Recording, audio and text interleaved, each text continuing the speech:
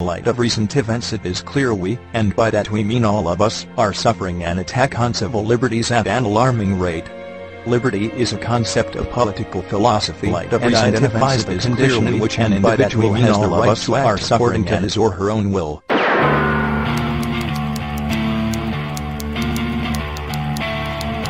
I think those bailouts were absolutely required to save your civilization.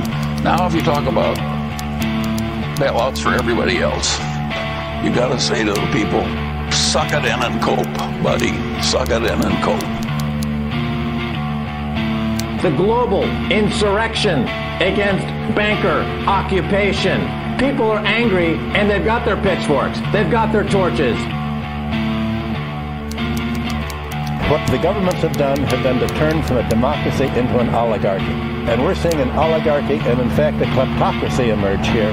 The governments are not representing the interest of their constituents. Jamie Dimon said, too much is too much. Not all banks are the same. I just think that this constant refrain, bankers, bankers, bankers, is just unproductive and unfair. People should just stop doing that. You've been caught stealing money from Americans, stealing money from the globe, committing acts of financial terrorism, in bed with the terrorists. What do you mean it's enough is enough? Enough is not enough until you're in frickin' jail! Jail! I'm sick of Jamie Dimon. Enough is enough of Jamie Dimon. Somebody shut this guy down! Off with their heads. 1,000 demonstrators chanting "Killers in uniform" lobbed firebombs at police.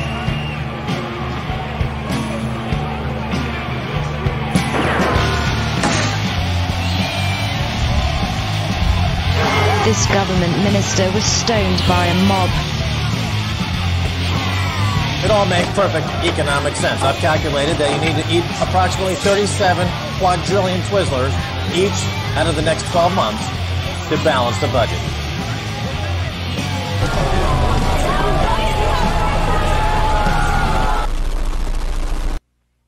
Dum dum, diddle dum dum, diddle dum dum, diddle dum dum. When I was at secondary school in the early 70s, we were told that we were going to have a 3-day week leisure society. In school, they said computers are going to come, it's going to be a 3-day week work, leisure society. Sounded pretty good to me. And of course, there's been that money there and those things for us all to do that. The turtle was very alert. When danger threatened him, he never got hurt. He knew just what to do. Free papers are incredibly powerful means of communication. I think that's why we started Bare Bones as a free paper as well, because we wanted it as a bit of an antidote to all this, London Light doesn't exist, like Metro or, the Evening Standard kind of, which are so powerful and across the board completely shit. Our show, we make the news, and then we report the news that we made. He did what we all must learn to do. You and you and you and you. Duck and cover. Even a newspaper can save you from a bad burn. I think there's a feeling that things are very bad at the moment. It's an interesting amount of bands I've interviewed in the past 6 months, from sort of British Sea Power to Zola Jesus to Cold Cave to Liars, all sort of saying quite honestly that they feel there's a sort of apocalyptic air at the moment. What is going to happen? Things feel like there's something really unpleasant around the corner, and I would say they're not mad conspiracy nuts, all these artists. They just are very troubled by the state of things, and by saying that and by discussing that in interviews, I think they're making a point. I want my money back. I'm down here drowning in your fat. You got me on my knees praying for everything you lack. I ain't afraid of you. Does the government really think they can win that war if the young people are like, fuck this? You can't beat that. You can't beat us. No, it's impossible. It's impossible. Like Public Enemy said, it takes a nation of... There's no fucking way. I got a list of demands written on the palm of my hands. I'm on my mission. You gonna know where I stand. We live in the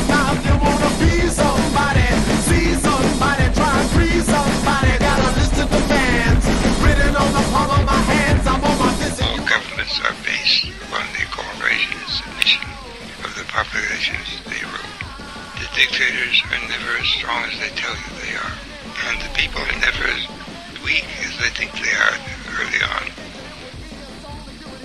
The power that banks now exert over our affairs diminishes the power of democratic government to respond to what would be the real public interest of its citizens.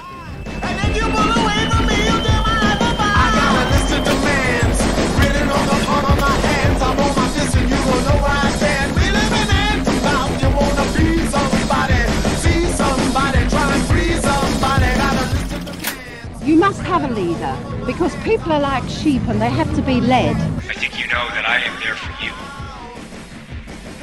And I do care so very, very, very much.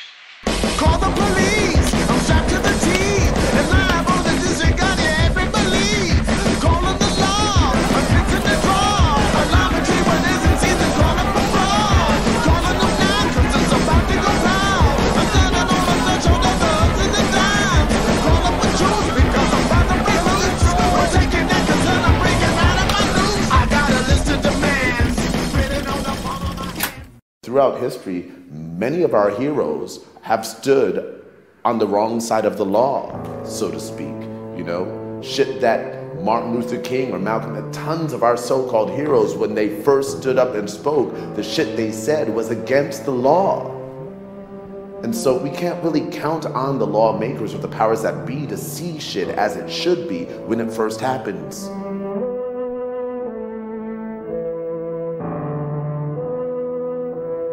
%97% of money in existence was created by banks out of nothing. Every time a bank makes a loan, it creates new money, and then charges interest on it. The banks then make securities from this debt. This is known as a derivative, and allows the banks to create even more money out of nothing.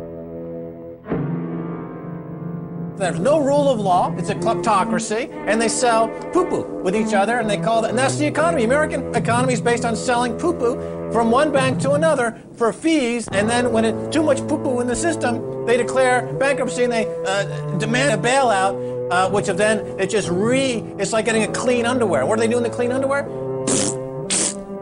Oh, there's more American securities. Oh, there's more America. There's more American securities. Let's sell them. Let's get another $1 billion bonus. Oh, I just made myself another bonus. That's what Wall Street's all about. It's just selling poo-poo. That's it. It's worth nothing. The creation of new money in this way leads to price inflation in the goods it was created for. This process of money creation is undemocratic and gives the banks power and wealth they do not deserve. The thing I noticed about house prices, now in 1979 we made an LP on our own and we had to borrow a load of money, and it was probably getting on for 700 or 1,000 quid to make an album and press it ourselves. I seem to remember. And I know that the house we rented, next door the house was for sale for 3,500 quid, and you could get houses for around 2, which was proportionally a lot cheaper than it is now, because it still probably only costs you 15 or 2,000 quid to do your own album. I mean, if you do it the way we do it. And a house is substantially more now, rather than being 4,000 or 5,000. If we can inflate the value of these houses, and I can get you paying me back 3 times the amount I'm lending you, I'd much rather lend you $500,000 than 10,000. Because I got you right where I want you. I got your wife or your girlfriend where I want them, because they're going to have to work as well. You're not going to have one parent being able to support the family.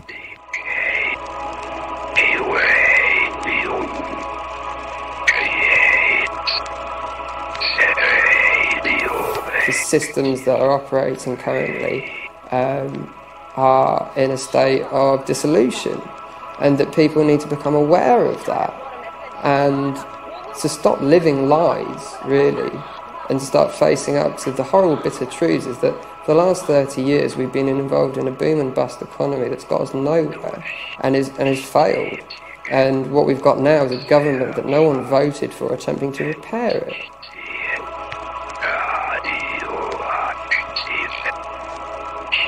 You can think of the financial sector as being wrapped around the real economy. almost like a parasite, and that's why it's been called parasitic for so long. The financial sector extracts interest from the economy. The property sector extracts economic rent, as do monopolies. Now, the key thing about parasites is that it's not simply that they extract nourishment from the host. The parasite takes over the host's brain to make it think it's part of the economy, to make it think it's part of the host's own body, and in fact that it's almost like a child of the host to be protected. And that's what the financial sector has done today. The nationalisation of the banks logically doesn't follow any of the principles of free market capitalism whatsoever. It's pure hypocrisy. So what you're actually looking at is the maintenance of power.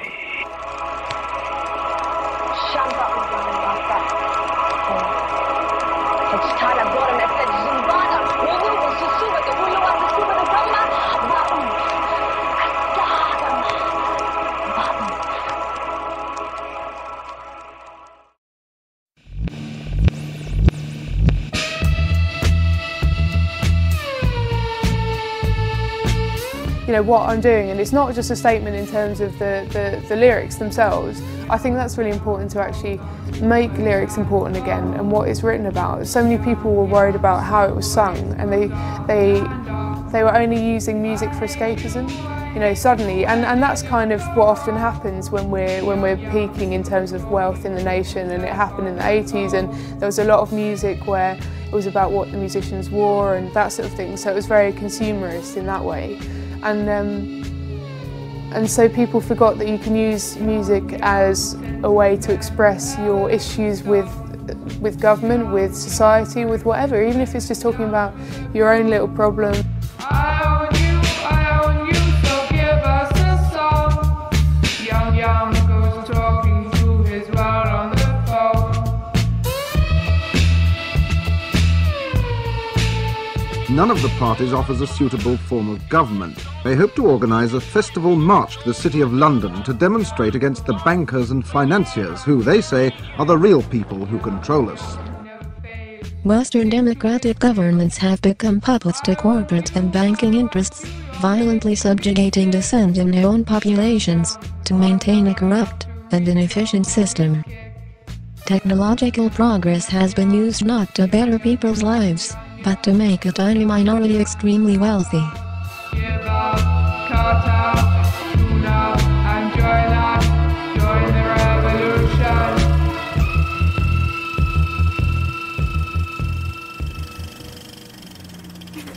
The city in its own right, the City of London Corporation, which is the local government authority for the City of London, is in itself a slightly alien political entity in Britain. It is not just another municipal authority. It has all of its own rules that are very different from what apply in the rest of Britain. Certainly all the political parties rely on donations, and I think traditionally that's where the Conservatives have got most of their money from, is from the city. London is a tale of two cities. I mean, London has a mayor, currently Boris Johnson, and it has a Lord Mayor who's sitting in the Guildhall.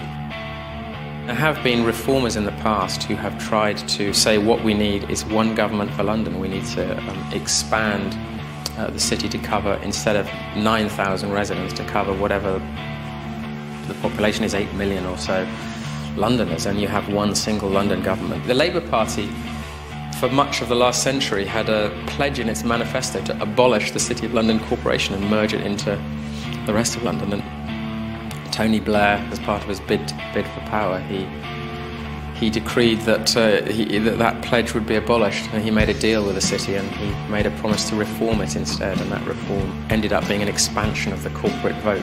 It's a totally bizarre story, and I mean, how many people in Britain really know about this? What is Sir Tony going to do if JP Morgan goes bust? He's a surreptitiously stealing money from people kind of a sir. Well, of course, because he consults for JP Morgan at $2 million a year, and that goes back to the exit plan for the politically corrupt class. In the UK, they're allowed to walk out of Downing Street, walk across the street, and walk into JP Morgan, say, give me $2 million a year. Incoming!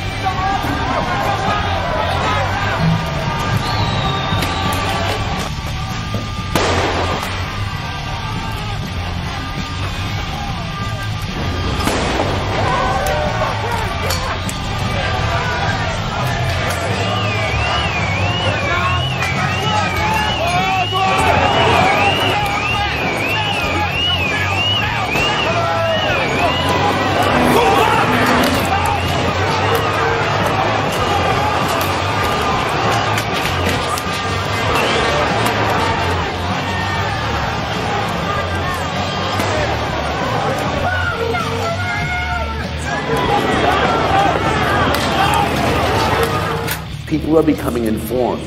And then at the same time, people like Julian Assange are threatening to really fucking inform us about what's going on, you know? And there is a reaction, there's a response to that information. And once people know, once people learn, then it becomes inevitable that people have to move and grow and change accordingly.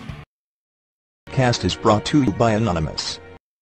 Authority has all of its own rules that are very different from what apply in the rest of Britain. Certainly all the political parties rely on donations, and I think traditionally that's where the Conservatives have got most of their money from, is from the city. London is a tale of two cities. I mean, London has a mayor, currently Boris Johnson, and it has a Lord Mayor who's sitting in the Guildhall.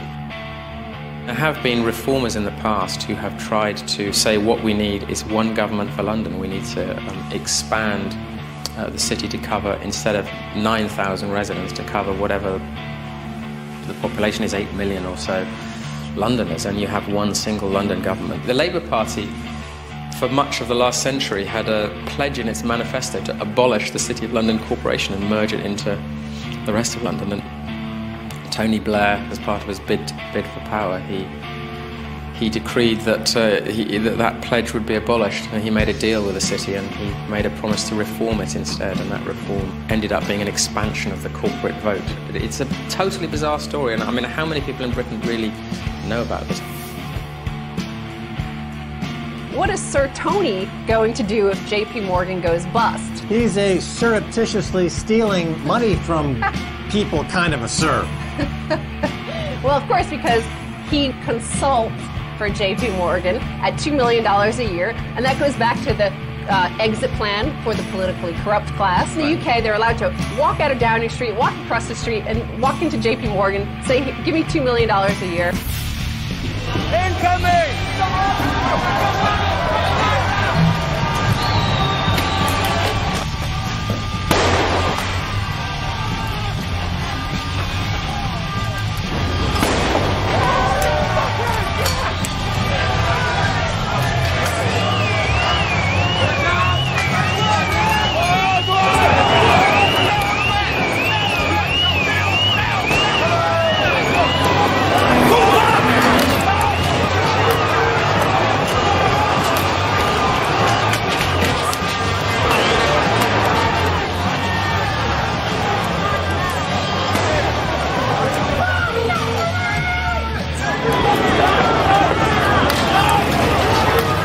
People are becoming informed.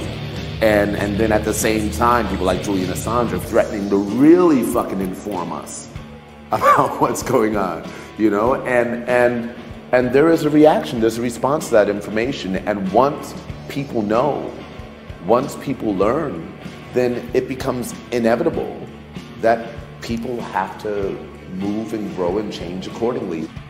Technology is extremely empowering. And the thing is, they can't control it, you know? Because these kids are born like OS13, it's beyond their control. And it's always been like that. That's nothing new. It's always been like that. That's how hip hop came to be. That's how so many things have come about.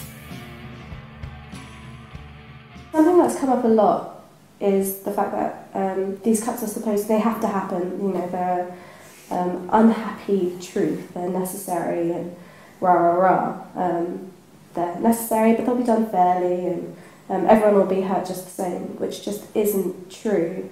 There's 25 billion that could be taken in by tax to cut the deficit, which isn't, either through people avoiding them through illegal means or through exploiting tax loopholes. In 2005, I think it was, Philip Green paid himself £1.2 billion, and because his business isn't held in his name but his wife's and can be channeled through lots of different offshore accounts, he escapes paying £300 million in tax.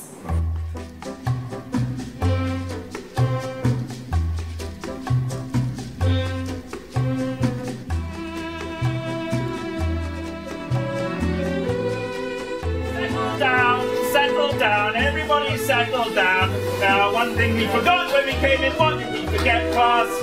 We did not take the register. So, Jenkins!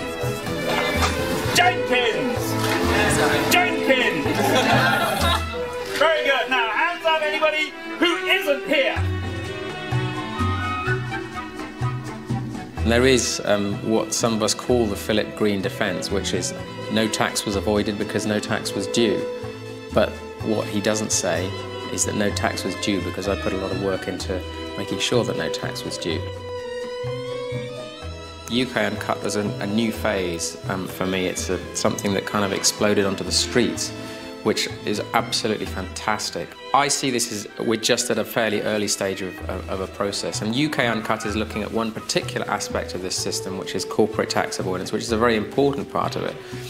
But what is really out there is something much bigger than that, much more all-encompassing. Tax havens have been completely under the radar for such a long time, partly because there has been this perception that these are just places for a few kind of mafiosi and, you know, celebrity tax dodgers and you know, a few kind of spivs. The fact is that these are now the heart of the global economy.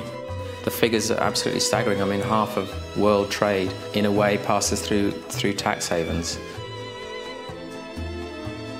Britain has a particular role in this global offshore system. I mean, there's no dispute really that Britain is responsible for about half of the tax havens in the world, and Britain is a tax haven in its own right.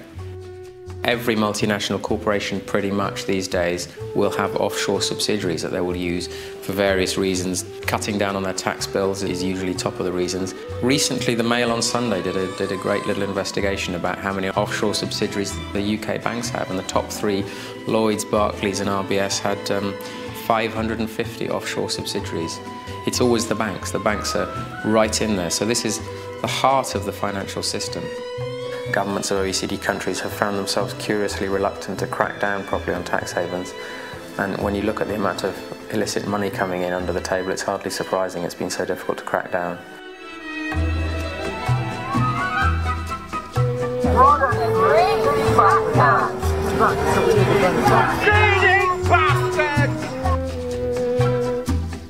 I think now that there are a lot more people talking about how rotten this system is, a lot more people are feeling uncomfortable in these jobs. And so I'm hopeful that there'll be a lot more revelations and people coming forwards to explain what the system really looks like.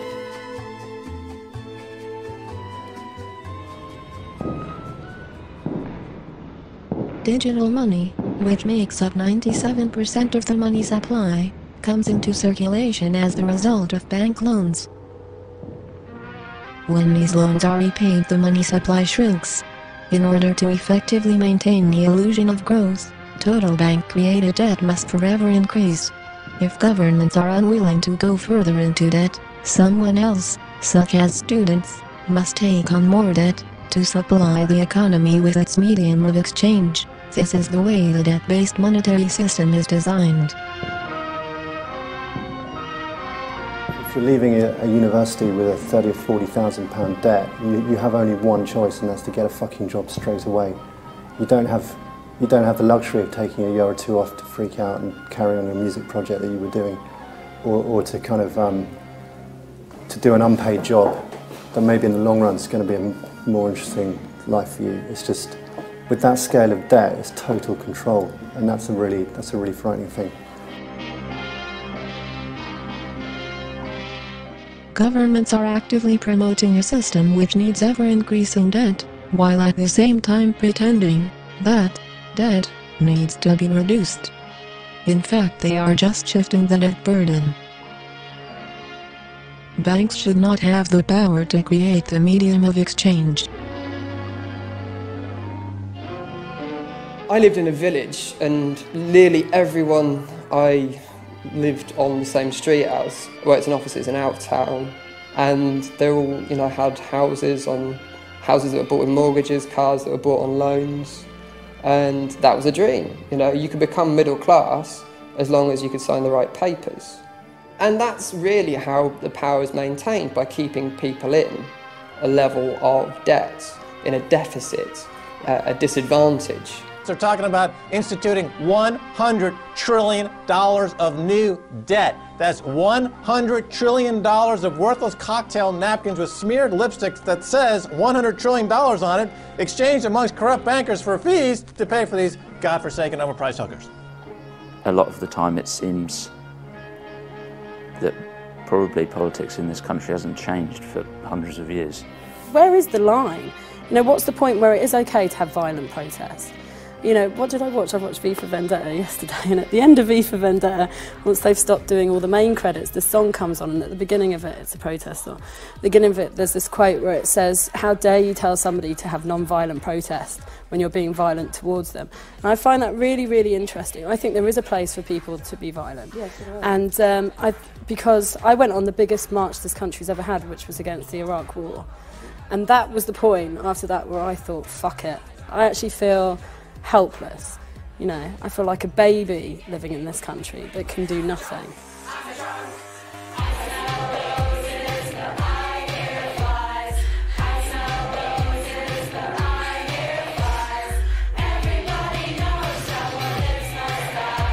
I think it's funny how they interpret violence. Violence apparently no longer means a human being harming a human being. It means vandalising property. So I guess the smashed Treasury window is much worse than Alfie Meadows being left with brain damage and having to go to hospital because of, you know, police-induced head injuries, or Jodie McIntyre being humiliated and pulled out of his wheelchair. I think the media sort of puts its key values in terms of what constitutes violence. Men, the enemy has asked for it. Let him have it. Seek no quarter, nor give any beyond reason. Be firm, be just, and Godspeed you all. Stop! If you're in the airport, stop! Listen to me right now. Buy silver and crash JP Morgan. And this is how you take down a giant. You find that vulnerability. You go in there hard. In JP Morgan's case, they're short silver. That's their vulnerability. You hit them there really hard, and they will go down like a sack of beep. That's the only way. You got to think of them like a vampire, and you got to drive that silver stake through their heart. They're short billions of contracts of silver. Their balance sheet's at risk. The more silver you take off the balance sheet, the greater the probability they'll go bankrupt, and then we're down one terrorist in the world. You got to do it. Horses snorting fire. Oh boy, you say, rubbing your hands together, that's for me. That's right up my alley.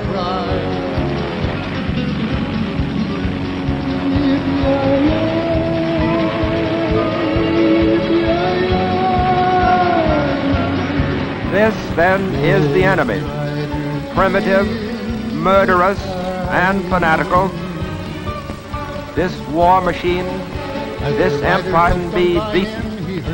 But let us make no mistake, for total victory, we must make total sacrifice. Then cowboy, change your ways today, or with us you will ride. And blast. Devil's herd across the endless sky.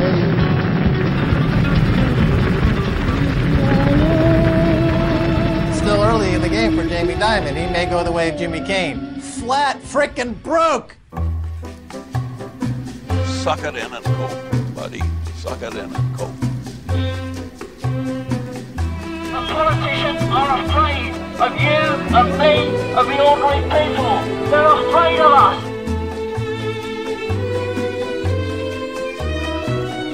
Wherever they are hiding, we're going to find them, and we're going to root them out, we're going to smoke them out, and we're going to drive a silver and gold spike through their hearts so they can't breathe another fiat currency's breath.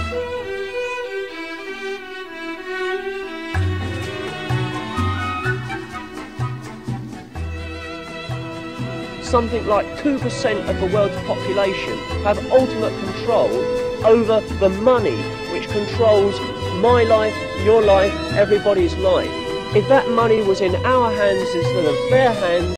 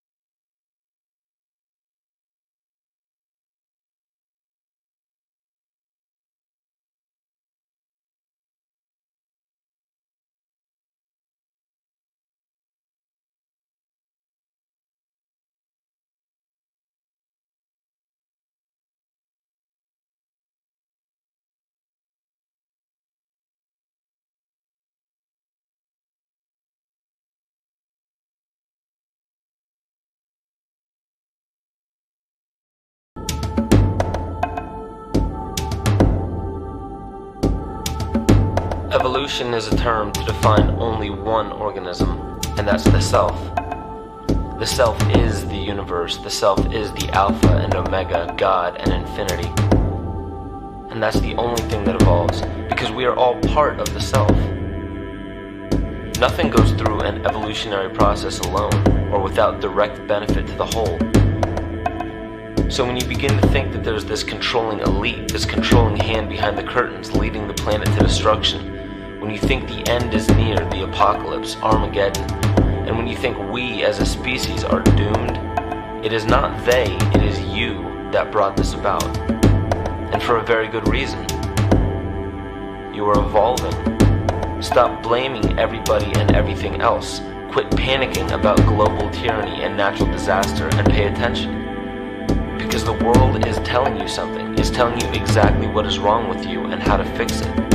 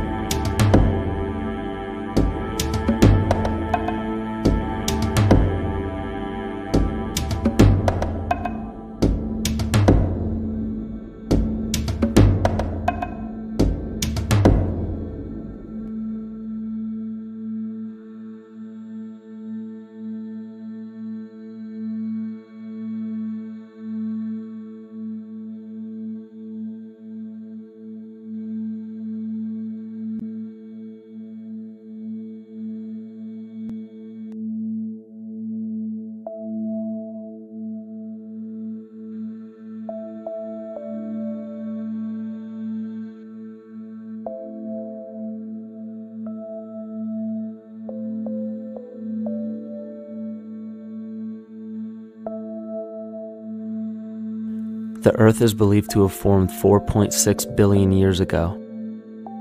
Within the first 150 million years, it began cooling and releasing gases from the lithosphere, which created the earliest forms of the Earth's atmosphere. Prior to the creation of this atmosphere, the sun's ultraviolet radiation made for uninhabitable conditions. But as the Earth cooled further, water condensed in the atmosphere and oxygen accumulated, making way for organic compounds. This spawned single-celled organisms and then plant life. And down through time, the evolutionary chain continued. And then we arrive at a species that does not seem to fit as well as the rest. Homo sapiens' gestation period of 9 months mimics the 3.8 billion year evolution of all life on Earth. The human embryo repeats the evolution of all species. When the sperm and egg unite, this new creation is a single-celled organism. Within hours, this single cell divides and multiplies more rapidly than any other species. 4 weeks later, the embryo begins to develop gills mimicking aquatic life. A few weeks later, it develops lungs and a tail with reptilian appearance. From there, a mammal is recognizable, and then onto a primate form. It then sheds its laguna, which is the embryonic fur, and at last shows the characteristics of a human child. The human body is a community of approximately 50 trillion cells. Everything the body does, the cell does as well. Cells have respiratory and excretory systems. They feed, feel, think, and communicate with other cells. Trillions of cells make up a single organism called the human body, and billions of human bodies help make up the organism we call Earth. The Earth has more similarities with the human anatomy than you may think. Earth has its own electromagnetic generation, just like the human body. Research has found that a direct current of electricity flows through perineural cells found around every nerve in the body. These pathways are called energy meridians and have been used in the practice of acupuncture for at least 2,000 years. Dating even farther back is the notion of dragon paths or ley lines in which many megalithic structures and stone monuments were erected, marking the energy meridians of the Earth. These energy meridians are generated by the resonant frequencies of the Earth, called the Schumann waves. Each planetary body has its own resonant frequencies and is determined by the circumference and diameter as well as the speed of orbit and rotation. The Earth's resonant frequency starts at 7.83 Hz and ends with the 7th harmonic at 43.2 Hz, correlating with the 7 chakras. Ultimately, the greatest discovery of our Earth is its consciousness. A visible attribute of consciousness is an energetic field that governs the shaping of organisms. Morphogenesis is a scientific term to explain this very shaping of tissues, organs, and entire organisms. Consciousness is the creative force of the entire universe. It has been given many names such as God, Yahweh, Krishna, nature, the field, and divinity. The entire universe is in fact a single living, conscious organism with complete awareness of itself. The reason why it may seem difficult to comprehend this is because our understanding is typically limited by our language. When we hear the term conscious organism, we tend to anthropomorphize its definition. By giving it human qualities, we mistakenly look past what an organism truly is in the first place. The definition of an organism is any living thing capable of response to stimuli, reproduction, growth and development, and maintenance of homeostasis as a stable whole. Our universe does all of these things. The consciousness of our universe is responsible for the form and purpose that all matter assumes. The Earth's resonant frequencies are a result of its form. These frequencies are responsible for biological rhythms, such as menstrual and circadian cycles, as well as behavioral and emotional patterns. The frequencies are then picked up by the flora and fauna, which are biological instruments that respond to the wave patterns. The wave patterns resonate in the cranial structure of our head and converge in the center of our brain, which is where we find the pineal gland. The pineal gland is believed in many cultures to be the spiritual third eye responsible for intuition. Descartes called it the seat of the soul where mind and body meet. Each individual cell in our body receives an electromagnetic impulse from our central nervous system. They receive the very same impulse that was disseminated to every biological instrument from the Earth. An explanation of our conscious universe has been attempted by religion, science, and philosophy. The neglect of biological nature from any organism causes illness. A divorce from nature, exile from Eden, confounding of tongues. They are all symptoms, not of a biblical God or deity, but the true self. The greatest and only threat to ourselves is a loss of self, the death of our divinity. As we barrel through history with oceans of information, yet barely a drop of wisdom, we have to understand how we lost ourself.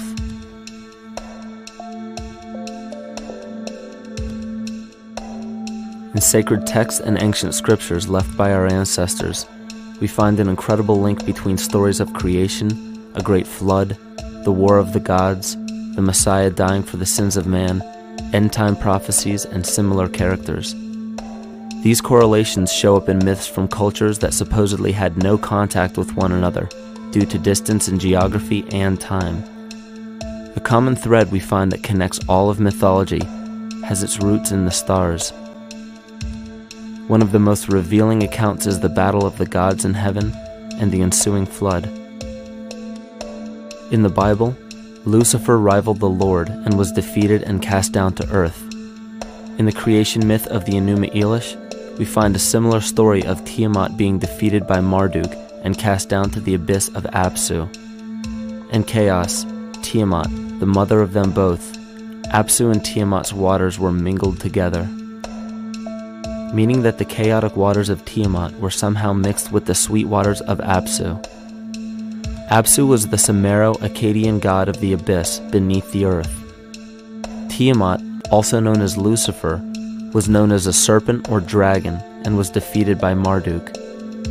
Marduk was the father of Nebo or Mercury, and Mercury is the same mythological character as the Zoroastrian Mithra, the Egyptian Hermes Anubis, and the Gnostic Hermes Christos. The most recent version of Mercury, however, is the archangel Michael in the Bible, who defeated Lucifer and sent him to the abyss of the earth, or hell. This story is steeped in astrological significance in the Bible and in many other ancient scriptures. This leads to an event in history that is recorded by many researchers regarding the cosmic upheaval and historic deluge. William Commonus Beaumont states, "The flood immortalizes the collision of a fallen planet, later termed Satan, actually a cometary body with our Earth." Consider what this reveals. He postulates that a planet, later termed Satan, fell to the earth, creating the flood we see recorded in the Bible and other myths. Lucifer, or Tiamat, was a planet known to ancient cultures as the Glistening One, the dragon of chaotic salt waters. The light from the sun illuminated this planet's water, which gave it a glow that rivaled the sun's own light, which is where we hear about Lucifer rivaling the Lord. The Lord in this case being the sun, which sustains and gives warmth to the earth. The planet Tiamat, or Lucifer, was destroyed by a cataclysmic event that hurled the watery planet to the abyss of the earth. In the book of Enoch, it reveals, "And behold, a star fell from heaven, and when it fell to earth, I saw how the earth was swallowed up in a great abyss." The myth of the Ute Indians states, "The sun was shivered into 1,000 fragments, which fell to earth, causing a general conflagration. Then Tawats fled before the destruction he had wrought. And as he fled, the burning earth consumed his feet, legs, body, hands, and arms, until at last, swollen with heat, the eyes of the god burst and tears gushed forth in a flood which spread over the earth, extinguishing the fire." This myth resembles the translation of the Enuma Elish by Stephanie Daly in her book Myth from Mesopotamia, which explains that Tiamat's eyes became the source of the Tigris and Euphrates rivers. As written in the book of Revelations, "And there was a war in heaven. Michael and his angels fought against the dragon, and the dragon and his angels fought back. The great dragon was hurled down, that ancient serpent called the devil, or Satan, who leads the whole world astray. He was hurled to the earth." The Roman mythology of Ovid gives the story of Phaeton, which happens to be another name given to the watery planet Lucifer, or Tiamat. This story reveals that Phaeton was a child of the sun and wished to become the sun for a day. Phaeton attempted this feat, and eventually Jove, who is also known as Marduk, destroyed Phaeton, sending him crashing to the earth in flames and put out by a tremendous flood of water from a river unseen before. The common theme we notice here is that of a saltwater planet, the great dragon, Lucifer, Tiamat, or Phaeton, was defeated and fell to the earth, and now dwells in the abyss known as hell, giving us the outline of the story of Lucifer rising up against the Lord and being defeated and banished to rule the underworld. As we know, however, an outline is but a shell of a story. The inner meaning, the spirit of the myth, comes with a deeper understanding of the essence of each planet, not just the physical planet, but the conscious core, because we know now that the proportions and velocity of a planet gives them their own characteristic frequencies, which govern biological and behavioral patterns. These planets reflect the archetypal psychology of man. In ancient times, probably the most important field of research was the study of the heavens. Galactic bodies and their movement through the sky were known to be symbolic of the inner faculties within human consciousness. Within all organisms, outdated science has only explained the physical world measured by our five senses. Only in esoteric religions, mysticism, and quantum fields of science are we to find any attempt at explaining where thoughts and emotions fit into the sense-perceptible world. We also understand now that humanity is a community of cells within the organism of the Earth. The Earth, therefore, is a higher organism that shapes our form and function.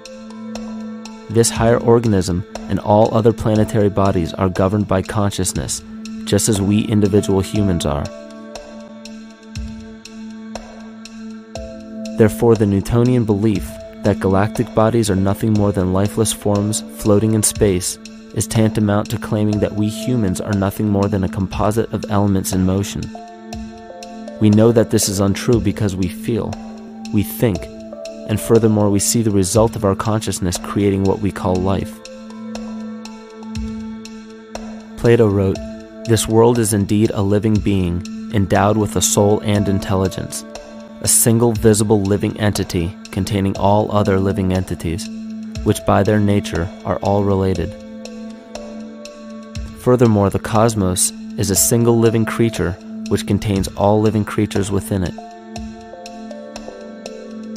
And in an article out of the Sufi journal, the author writes, "The world is a living spiritual being.